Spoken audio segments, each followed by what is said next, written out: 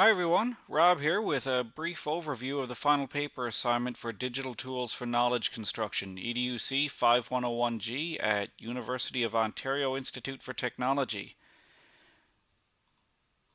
By now you should have already received an email with a copy of this call for submissions to a fictitious journal, the Online Journal of Digital Knowledge Construction.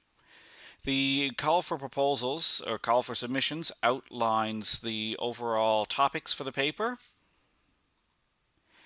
And basically, the paper should be a critical analysis of a commonly used digital tool that could be used to facilitate collaborative knowledge construction in education. What you should be focusing on in your paper is using the concepts that we've been exploring in the course to do your critical analysis of that common digital tool. You should have also already received a copy of this template for submitting the paper. The template contains all of the formatting in proper APA 6 style. Of course, it does look like a typical paper format template that you would get if you were going to be submitting to a journal instead of a university assignment. You should be submitting 2 copies of your paper to me. The first should have your paper title, your name, and your UOIT student ID, and you should also have your name and the paper title in the footer of the paper. The second copy of your paper should be anonymous. Everything else in the paper should be identical except that you remove your personal identification information.